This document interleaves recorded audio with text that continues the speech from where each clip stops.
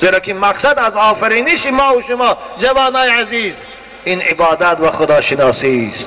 و ما خلقت الجن والانس الا لیعبدون. خدا میگه من شما را ای انسان ها به خاطر آن فرستادم که من پرستش کنید، من عبادت کنید و در وقتهای مخصوص در پیشگاه با عظمتی من تعظیم کنید و پیشانی زیبای خود در زمین گذارید و سبحان ربی الاعلا گویید.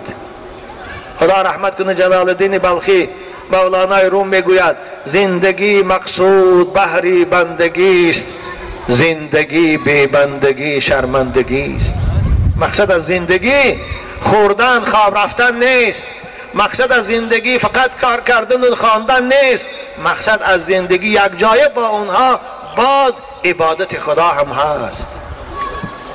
زندگی بی بندگی شرمندگی، زندگی که در وی پرستش خدا نباشد، فرمانبرداری از قانون خدا نباشد، زندگی که در وی طهارت کردن رو به قبله ایستاده با خدا مناجات کردن 10 دقیقه و 20 دقیقه نباشد، والله این زندگی زندگی حیوانی است، این زندگی نیست.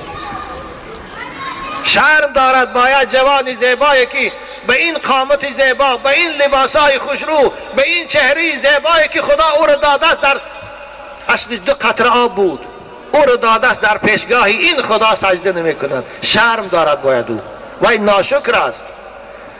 عطار میگوید کرد ایزید مر تو را از نیست هست، از برای آن که باشی حق پرست.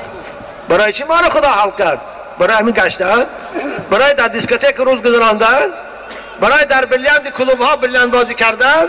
نه دادر، برای این شما را نافریده است، برای آن شما را خدا هست کرده است که او را شناسید، او را عبادت کنید. چرا که این زندگی همش این نیست. زندگی این یک ایستگاه است، این دنیا زندگی حقیقی سرای دیگر است. اگر این همه زندگی همین می بود باید در اینجا مرگ نمی بود، باید در اینجا کسلی نمی بود، باید در اینجا غم و درد نمی بود. اگر زندگی همش همین می بود. ببینه موسفیدا رو بینه، من اینجا 500 تا 600 تا جوان است، 4 موسفید است. کجا شدن هم سینای اونها؟ همسالای اونها کجا شدن؟ چه شما بودگی باید 100 200 نفر همسال داشتن، کجا شدن؟ همش خواجه ها بگرد دمگیر رفتیان. یا رئیس جمهور پتافکشان داده نوروز داره به شنبری دم گیره، اونها استراحتگاه قبرستان دخواهند.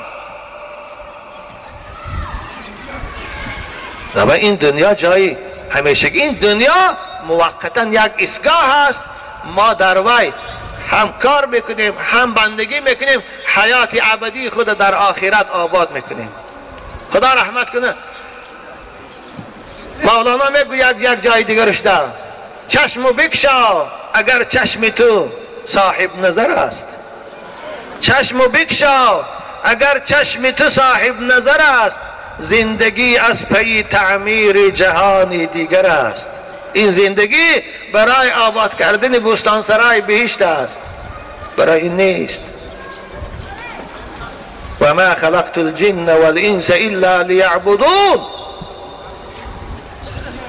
بنابر بچه های عزیز، دادرای عزیز، نمازاتان خانه. باز میگویم شما همه کار کنید، سحری از خواب خسته نماز بامداد تان خانه مسجد روید، بعد از نماز بامداد خواندن روید دانشگاه میرید، دوکان میرید، جایی که هر کار تا ساعت 1 کار کنید.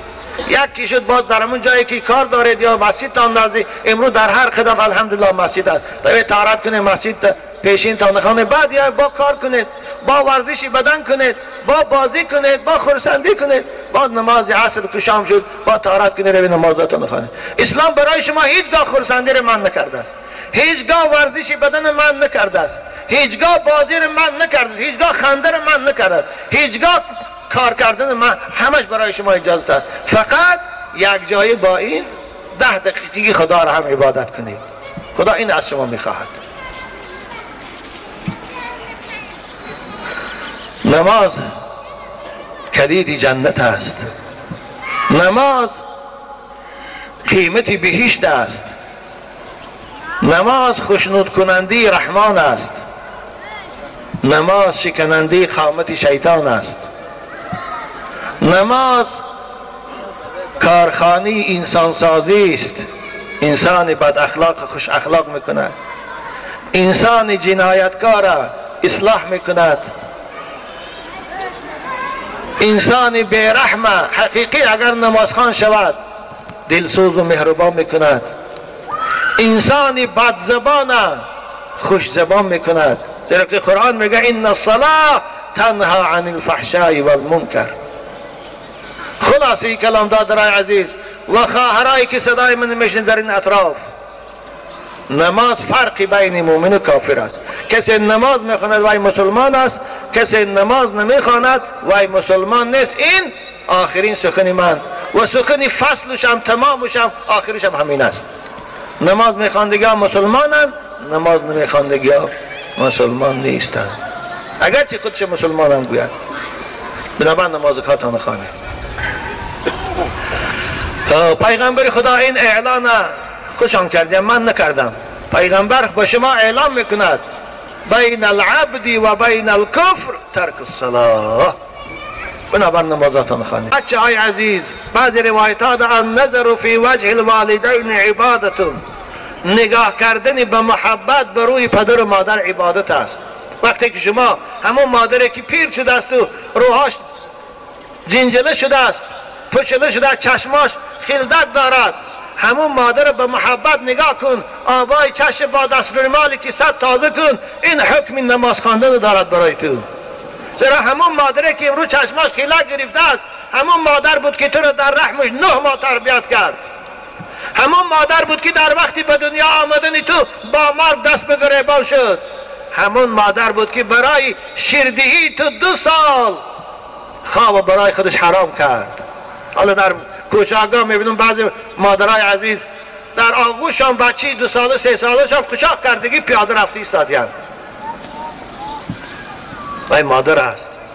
بنابراین باید ما و شما اونها را احترام کنیم، اونها را دوست داریم.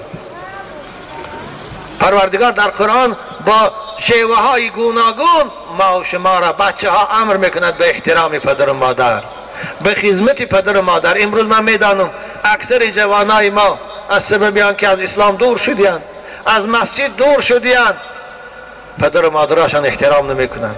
پدر و مادر از در میدرد پیش نمیخیزد. پدر و مادر فیراتش کند در جواب حتی لبیک ایستادگی ها نمیگوید. جوانای عزیز، این انصاف نیست.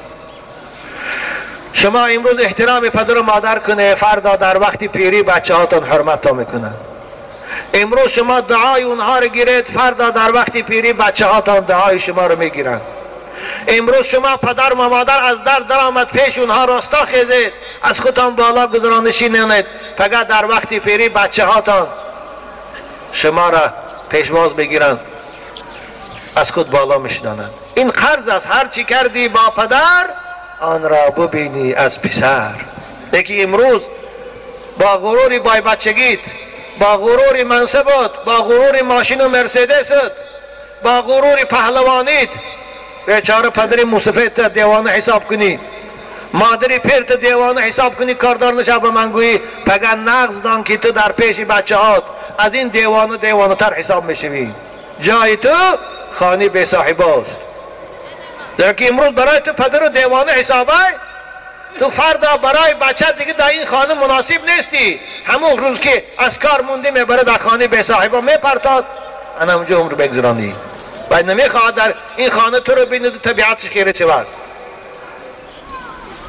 قرآن در پروردگار میگه من عمل صالحا فلنفسه و من اساء فعلیها ثم الی ربکم ترجعون. کسی که خوبی میکند با فایده خودش میکند. امروز تو یک خدمت برای مادر و پدرت کن، فردا 10 خدمت از پدر و مادر از بچه‌هات میبینی. امروز تو یک بی‌آدابی نسبت پدر و مادرت کن، فقط 10 سخن نیشدار از بچه‌هات میشنوی. این وعده خدا هست، هیچگاه خدا وعدش خلاف نمیکند. آخی پدر و مادر محروم از لذت دنیاست، محروم از حیات شیرین